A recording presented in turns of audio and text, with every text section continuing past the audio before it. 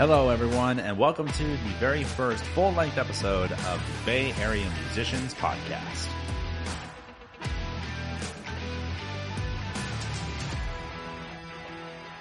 Well, hello, everyone, and welcome to the show.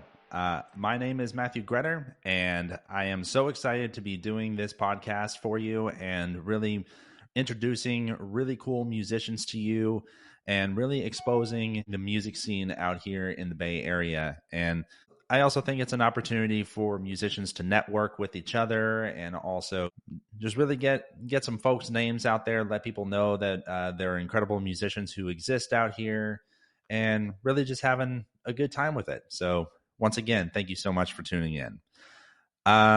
I figured this first episode would be kind of a more in-depth introduction. I know you guys heard the trailer that I put out not too long ago, but I figured I would dive in a little deeper with it.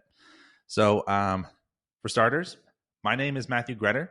I am 32 years old, and I live here in the San Francisco Bay Area, specifically in the town of San Mateo. And I have been a musician for over 20 years, particularly playing the drums. That's always been my number one instrument. I can do a little bit of acoustic guitar and things of that nature, kind of on the side. But as far as the one instrument that I know that I'm really good at, the one that I'm most passionate about, and the one that I really foresee my music career taking on, it is definitely the drums, and will always continue to be.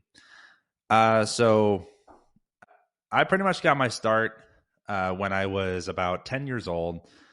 My dad would be driving my brother and I to school in elementary school, and there was always the one thing that got me started. Well, actually, it was two things. I consider it two lightning bolts of inspiration.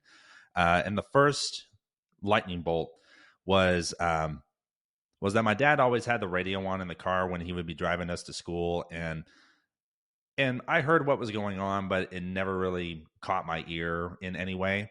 But then eventually there was this song that caught my attention. It was a song called "Fly By Night" by the band Rush, and there was just something about that song. And going back to my 10-year-old self, every time that I would hear the chorus line, "Fly by night away from here," and particularly in the car watching everything fly by the windows, I always found myself in a trance with that song. And then ever since that first time I heard it, I would be like waiting with bated breath and praying every single day to hear that song again. And when eventually it did come on again, that same trance happened every single time.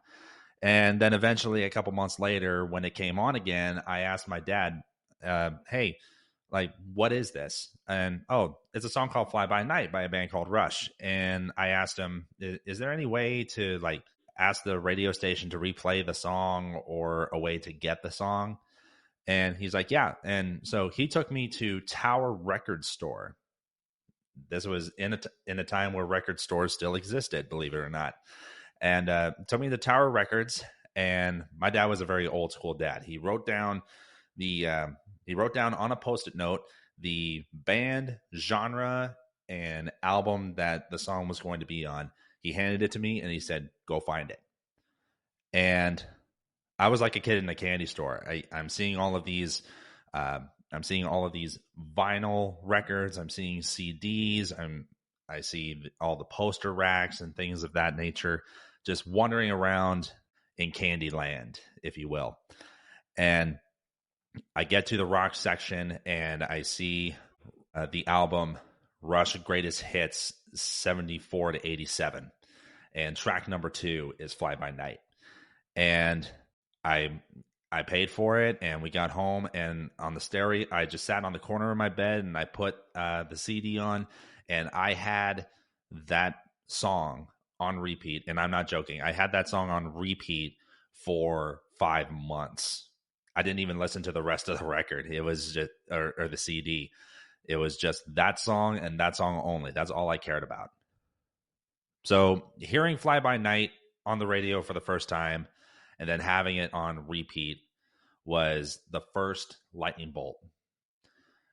The second lightning bolt, which was a lot faster, but it was still all that it took, was I finally got the notion to open up the pamphlet inside the CD.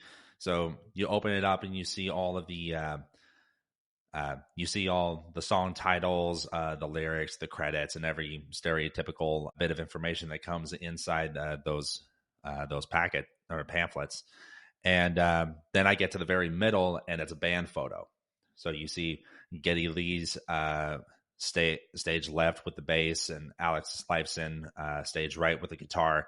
And God rest his soul, but right dead center in the middle of the page was Neil Peart right behind the drums. And I saw Neil behind that drum kit, and it was no more than a second later after seeing that picture of him. It was like, that's it. That is what I want to do. And that was the moment when my music journey took off. And at that time, I would have been about 10 and a half after officially deciding that I wanted to play the drums. I didn't have any money for a drum kit, and my parents could barely afford one. But at least at the time when I made that decision, I didn't have a drum kit. So the only way that I thought I could learn how to do this was to play that Fly By Night song. And eventually I did start branching out, and I listened to the entire CD. But I had that CD in the stereo, and I would sit on the corner of my bed, and I would have a mental picture of Neil Peart's drum kit around me. Like in my mind's eye, I could see it, and I would just try to mimic what I heard. And then after that, just slightly after that, I didn't know this at the time that my dad took me to the record store, but my dad had this entire collection of vinyl records from he was really big into 70s and 80s classic rock and hard rock, and within those two genres he had everybody from A to Z. And it was like seeing the holy grail of music, and that's what really exposed me to all of these different bands, all of these different musicians, and particularly drummers who started to really become influences. And which leads me into my next point: who became my big influences as a drummer. First and foremost, and always will be, is Neil Peart, because he was the very first drummer that really caught my ear with Fly By Night on the radio. And just to see how big his kit was and how much of a master he was behind the drum kit, and still is, just how he played, his technique, his tenacity behind the kit, it was something that really caught my ear, and he will always be the first and foremost influence for me. Eventually, when I started branching out and listening to other bands, particularly my dad recommended, is like, hey, if you're going to get into the drums, there's one band that I would really recommend that you at least start learning and studying, is AC/DC. And so I did the research on that band, and then that's when Phil Rudd became an influence of mine. His power behind the kit, even though he's not technically proficient, but he plays from the heart. He has that AC/DC feel, and just to take simple stuff and being able to master it the way that he had, and just how that technique and feel comes across in the recordings, really put him on my influence list, and he always will be too. And then another influential band eventually became Creed.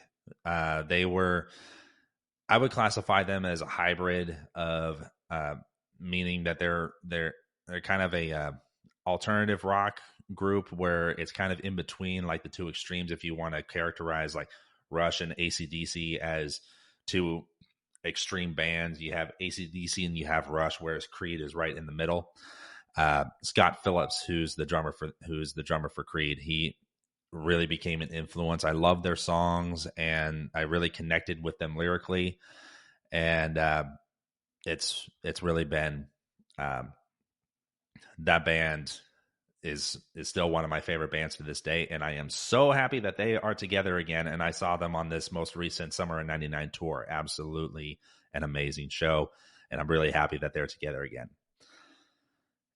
I could go on for I could actually write a book about how many people have been influences to me, but just to name a couple more.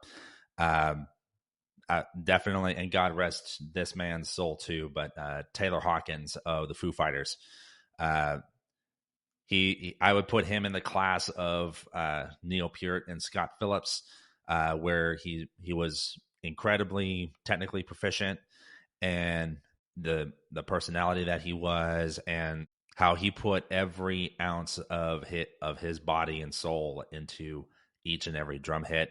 And to watch him perform on stage, especially when they did the Wembley Stadium show, not the tribute show when Taylor passed away, but the one before it. I can't remember what year it was, but when you see every single song that they performed, and that he is, just to watch him, you can tell that he is on top of the world every single time that he played behind the drum kit. And that was something that was really inspiring to me. And he will always be an influence. And then finally, to round out the list, it was right around 2010, 2011 when I started getting into country music, particularly the turn of the century country rock age, um, like Garth Brooks, Jason Aldean, Eric Church, Luke Bryan, and that type of country sound. I first heard Jason Aldean right around 2011. I saw one of his earlier music videos, and I really liked the music. But then my cousin, he was taking his family and me and my brother to a country concert, and it just so happened that Jason Aldean was the headliner, and that was in 2011, the My Kind of Party tour, arguably Jason Aldean's biggest album. And Jason took the stage, and of course, as a drummer, I'm looking at the drummer, and Rich, who's Jason Aldean's drummer, and who has over the years has become arguably one of my best friends. Just to see how theatrical he was with his stick twirling, and really how you could see the passion in every note that he hit, where his type of playing is, it's complementing the song, it's serving the song. He's not the center of the show, nor should we be as drummers, and he's well aware of that. But he's able to steal that just the right amount of thunder, and that really caught my attention. I started researching him, and started and found out that he had a lot of videos on YouTube about teaching certain drum stuff. Started following that, and he has become, and as a result of all of that, he has become my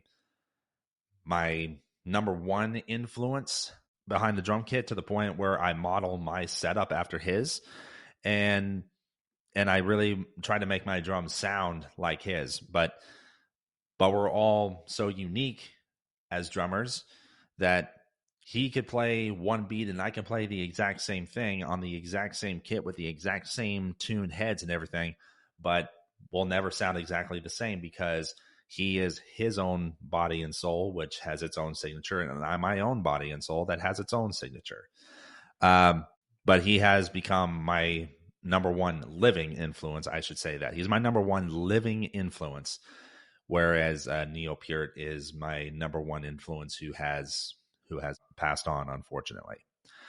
But yeah,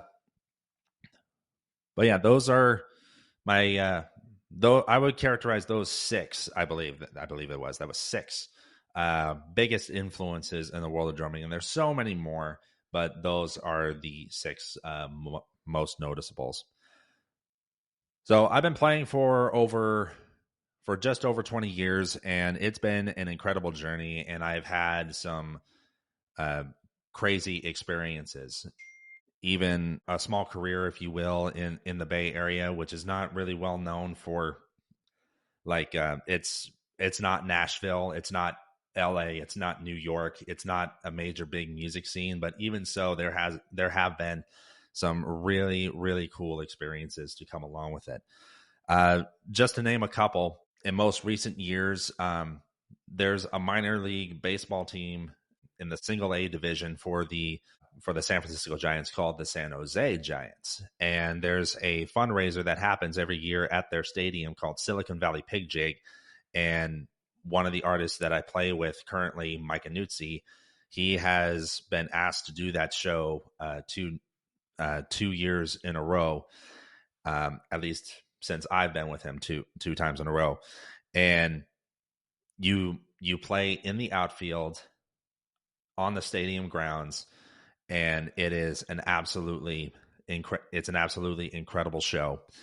One of the very few things that I can say, hey, I played a stadium, so that's really so that is memorable. But there's been quite a few, but definitely the biggest one over the years, since like tying back to Rich Redmond, over the years of researching him and actually going to his clinics, meeting him for the first time. Oh, this is another one that just came to mind regarding Rich. I met him for the first time at a local drum clinic in Redwood City, California, and it wasn't a very big clinic. We had probably, I'd say, 15 or so people there, and my good friend Drew Wilson was there as well, who's also another drumming extraordinaire, and I really hope to have him on the show in the coming episodes. He's definitely going to be fun to hear from, and you're going to enjoy that. But I met Rich at that clinic, and after about 45 minutes of him talking about drumming concepts, what it takes to get into the music business, and outlining his crash course for success, he started inviting other folks to come up and play drums with him. And I was the first one to raise my hand, because this is an opportunity of a lifetime, and I'm not going to waste this. So he asked me to get up behind the kit and, hey, just show me what you can do. And when you meet one of your drumming heroes for the first time, or any one of your music heroes, all you want to do is impress. So I started kind of going like a miniature Neil Peart style of playing, and he said, yeah, and he kind of tapped me on the shoulder after a little while, and stopping me, saying, hey, I know you got chops, but hey, I got a challenge for you. Let's do just play a basic AC/DC groove. Boom, da, boom, da. And do that for 8 bars, and then do just one tiny little fill at the end of it, and then do it again. And that's what I did. I did that AC/DC groove for 8 bars, and then did just a little doom, da, doom, da, da, doom, and stuff like that. And then after a couple of times doing that, he stopped me again. He's like, just by doing that, you just played 1,000 times better. And that is something that really stuck with me and has really influenced my playing, to where I like the type of drumming that I like to do is serve the song, stay out of the way, and drive the train. And that's what I would like to think that as my kind of signature. I know there's a lot of drummers out there who do the same thing, but that's the signature that I identify my playing with. And then out of that drum clinic, Rich and I, we kept meeting up, and I went to Nashville for twice, in 2015, 2016, for Rich Redmond's Drummers Weekend. It's an all-intensive 3-day drumming experience where he has all of these different drummers come in, and different musicians to illustrate the concepts that he has for his crash course, to give all of the students incredible experiences with all these top drummers, top musicians, to learn how to get into the music business. If you're serious about um, getting into the music business and making a full-time career out of it, what needs to happen, what you need to come to town prepared with, and all of these crazy stuff. And also there's free giveaways too, and who's gonna who's gonna deny anything like that. And so, but going going through those drummers weekends and all the clinics that I have attended of Rich Redmond, he and I became friends. And he's like, "Hey, I don't think we have phone numbers. Can I give you my number?" I was like, "Yeah, sure."